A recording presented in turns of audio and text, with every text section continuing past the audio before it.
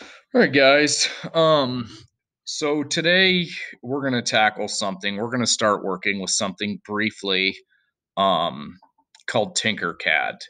Tinkercad is a very basic 3D modeling program used for 3D design and 3D printing. Some of you may be familiar with it. Some of you may not. Um, there's a decent amount to it. I don't want you to be overwhelmed because this is just learning. It's not mastering. We're just kind of getting familiar with it. Um, so I don't want you to freak out and feel like you can't do this. It's very simple, but it can be confusing. Okay, so I'm going to walk you through it as simply as I can, and I don't memorize what I'm doing here. I'm kind of just making this as I go. So I may leave things out. You may have questions. You may need help. That's fine. Just let me know and we can walk through it individually. But we're going to go through this and I'm going to kind of explain Tinkercad. So, first thing we're going to do is we're going to go to sign in. You can sign in and create an account with your Google, like your student Google account. Um, that would be the first place to start. So once we have our account, and I already have an account, I have some things I've made. Um, I'm gonna go to this one because I haven't, and you can go to up here to create new design. That's what I would do. I'm gonna use this one because it's a blank because I was using it to make a video that I messed up on. So we're gonna go to this one, but I would start with create new design. Um, and like I said, it's a little overwhelming at first, but it's not. Um, it's very friendly. It's a very friendly program.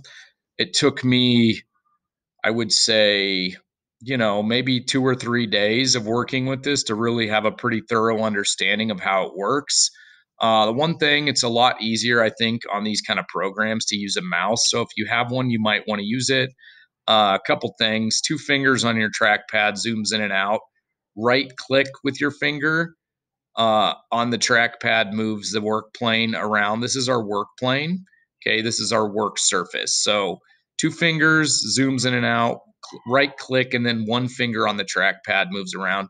We also have this up here, which we can use to move around. It's a little bit more tricky. If we click on these, it'll take us back to certain points on our work plane. We can zoom out. We can zoom in. If we need to go back home, we can click on home. These things are basically just for moving the work surface around. Okay, the basic ones I just showed you. Uh, Down here, this is important too. We notice we have these squares on our grid. We're going to go to edit grid. Okay, this by default starts at on millimeters. Okay, those are millimeter squares. Um, I think for introduction purposes, and you can definitely use the millimeters, it's easier to use the inches because I think we get a better understanding on scale when we're using inches just because we're more familiar with inches. So we're going to update that. Don't need to worry about this. Okay. This is our snap grid. Snapping is basically like shapes will snap into certain points on this grid. And I would leave it at 1/8 for now. I play around with these all the time, but if we go up to 1/64, the movements aren't going to snap. It's going to be more fluid. It's not going to be as clicky as far as the shape snapping into certain points. But I go through and use these. I change these around as I'm working. If I need to move a shape like with a more detailed angle, and you can play with those guys. This is really about playing around with stuff and not really worrying about breaking or making mistakes. Um, so we're going to leave that on 1/8. And then I'm going to, like I said, I'm going to select inches and then update my grid. So now these are 1 inch by 1 inch squares. Or sorry, these are 1 inch squares. Okay. So to begin, we're going to start with a box, and all you need to do to get this box on our work plane is just click it and move it onto the work plane. This is a 1 inch by 1 inch box. It's a 1 inch by 1 inch cube. So we can move around and look at this, you know, just to kind of see what we're going to do, kind of think about what we're going to do. If we click on this shape, though, we have these little boxes. These tell us size and also can be used to adjust size. Notice the width is 1 inch, the height is 1 inch. Okay, so we're going to actually change that because I want to make this cube a little bigger just so it's easier for you to see what I'm working on. So I'm going to change this. I'm going to go 3 inches there, and I'm going to go 3 inches here. Notice it didn't adjust our height, so we can do that as well. With this little cube, we're going to go to 3 inches. So now we have a 3-inch cube. Okay, that'll give you a better idea of what I am doing, hopefully. We can also, so we can move this shape around if we want to.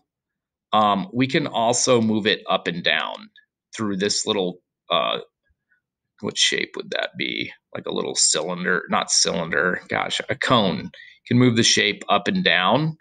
You can set it into the workspace or keep it above the workspace. See how that's clicking? So if I edit this grid, I'm going to go back to 1/8. If I edit to 1/2, when I move this shape, see how it clicks into place? It moves essentially, each movement is a 1/2 an inch. I don't want that now. So each movement here would be 1/8 of an inch. So as I move this, you'll see it click at 1/8 inch. See how it's moving at 1/8 inch each time you move it. What am I doing? There we go. That's how the snap grid works, guys. So play around with that. So we have our cube. Okay, now we want to attach things to this cube. Okay, or we want to add other shapes to it. So we have, maybe we'll use a cylinder. Okay, we're going to pull that. Once again, we can resize this. This is essentially 1 inch, I guess it would be diameter across. So like a 1 inch diameter cube. And it is, how tall is it? I can't tell. Let's see. Oh, let's move that up. So that's it's 1 inch high. So we can, through this little arrow, we can adjust things. We can move them. If you hold down shift too, it'll click as you're moving a shape. But we can turn this, oh, sorry. We can move this to different angles if we want to. We can move it around. We can lift it up and down, just like so, using that little cone. Okay. So I'm going to move this onto our shape, just like so. Okay. Two things we have though. We have solid and we have hollow. So if I select this and come up here for shape to hollow, that's going to cut out an area on our shape. Okay, it's not going to create a solid shape on the side. It's going to cut an area out. So I don't want that. Oh yeah, you can also change the colors if you'd like to on here. The thing is when we're 3D printing, typically we're not using different colored filaments like at the same time. We're using like one solid color. So colors are fun to play with, but they're kind of unnecessary when you're designing 3-dimensionally, other than to maybe keep track in some way. Also, and this is important, guys, so we have our work plane, okay? And this is something I didn't know when I started working in Tinkercad, and this definitely makes it easier. We have our work plane here. If we want to select the work plane, watch this. So now I have this little flat square that pops up. We can adjust the work plane onto other surfaces. So let's just click on this one just to show you what it does. Okay, now our work plane, now our work plane is on the side. So if I get another shape, say I want to use this cylinder, it's going to essentially use this as our floor. Okay, notice how I just put that on the side. It was a lot easier than this one because it automatically adjusted it right to the side of that shape. Let's do another one on this other side. So we're going to click on the work plane again. Notice we're going to put it on that one. Now we're going to grab another cylinder. Watch, same thing. Now it's working on the other side. It just simplifies and makes stuff easier when we're connecting things or putting things on the side of something. Otherwise, we have to pull this, right? Then we have to um, turn it, right? And then we have to lift it up. Oh, we still have to turn it, guys, because we got to turn it on the bottom, right? Um, and then connect it to there. And then we don't even know if it's, so if we look here, there's still a crack. So it's hard to see if it actually connected. That's why using the work plane or adjusting the work plane is so beneficial, okay? Because then we can literally, it'll pretend like the back there is like the floor of the object. Now that's connected. That was a lot easier than trying to angle and adjust it. Um, cool. So if we want to put the work plane back here, we're done working on that side. We can put the work plane back to where we started. Pretty simple. Let's do one more shape. I'm going to actually use the work plane though, and I'm going to put it on top here. Then I'm going to grab this and put it on the top of that. So we have this little circle, but I'm going to actually set this. Let's adjust the work plane one more time. I'm going to actually sink this into the top of that just a little bit. So it's not like right on. There we go. And you can center stuff on this too. See if I can center it. I'm going to click on that. I'm going to shift click on that. So those two are selected. You're going to align. These little circles are kind of how we align things in here. You really have to just play around with this. I understand how it works, but sometimes I have to play. So this one, it kind of gives you a shadow of where it's going to go. See that little hollow shape? So I'm going to align it there. That essentially put that object right in the center. We can do that here too. Let's click there. Go up here to align. Let's see. That must be new. I don't remember it doing giving you that like little ghost shape. We're gonna align this too. So I'm gonna go up here to align. It gives you that little box, and you can align it different ways too. But just for simplicity, I'm gonna align all of these exactly the same. Okay, so I'm gonna select. Oh, I'm gonna select that, and then I'm gonna align that one too. I know this is a lot, guys. Oh, so this is really just time to play. It's not really time to be serious. That one didn't actually align, I don't think, or it did. One of these is off. Anyway, it's not that big a deal. Play around with it, kind of get an idea. Also, we can. This is not my favorite feature. We're gonna actually delete that. If we go to work plane, select here. There's this tool here where you can go to scribble. So you scribble, and then we're going to click on this side. It'll give us this. Now we can draw on here. It's just like a scribble tool. So I'm just going to put dude.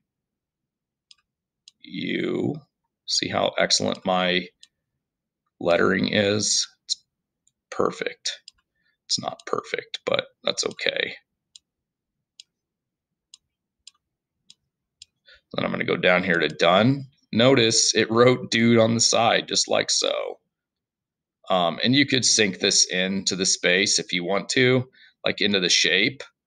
Couple other things. Okay, maybe we want to put some hollow spaces in this shape. So I'm going to go to cylinder. Okay. Actually, sorry, let's do it this way. I'm going to go to work plane. I'm going to select here. I'm going to go to this empty cylinder. Come on, there we go.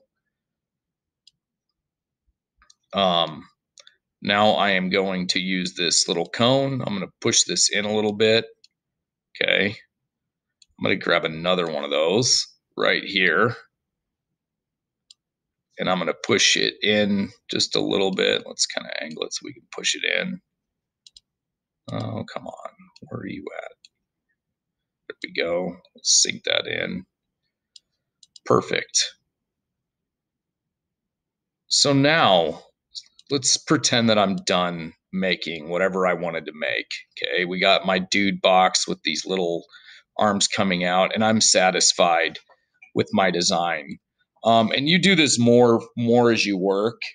It's called grouping. So if I went to print this, it literally would only print what I have selected. Okay, it wouldn't print everything. Um, so what you need to do when you're done making an object in Tinkercad, and this is very important, is you need to group everything together. It basically makes it a singular solid shape. And it'll also change the color to uniform colors. Unless you're printing with multiple filaments, like a dual extruder that prints with two different colored filaments, um, everything on here will be essentially grouped and be a uniform color. So we're gonna click on everything. Okay, every shape on this object is selected at this point, or should be. Okay, now we're gonna go up here. It says group. You can also use hotkeys, Control G, but so I'm gonna group everything together. I'm just gonna click on that. Now watch what happens. Everything changed to red. Essentially, this is now a solid object. Everything is connected. Um,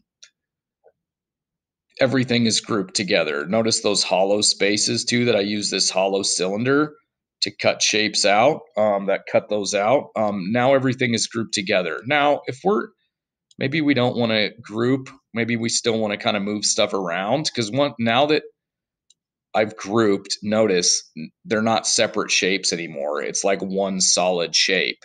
Okay. Maybe I want to move something around. I'm going to go up here and I'm going to just ungroup and we go back to where we were.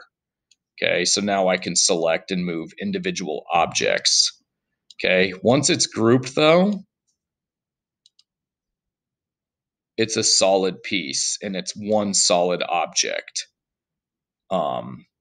So now you cannot move individual shapes. Okay, let's go back and ungroup. Um, I think that's it for today. Okay, so what we're going to do is I want you to create a three-dimensional sculptural piece using at least 5 shapes that are grouped together. Okay, and guys, there's a lot more shape stuff here. We can even click here to other things. I just don't want to overwhelm you if you've never used this program. So you can use any of these shapes when you're playing around with this, but you don't have to. You can make something simple. So you're going to use 5 shapes to create a sculpture, a 3D sculpture that is grouped together. If you have any questions, I know this is a lot. Please feel free to ask, and I will help you and walk you through it. Um, since this is new and there's a lot to it, and I'm sure I left things out um, that you might be interested in knowing. So please let me know. Otherwise, um, thank you guys for your time, uh, and have a great day.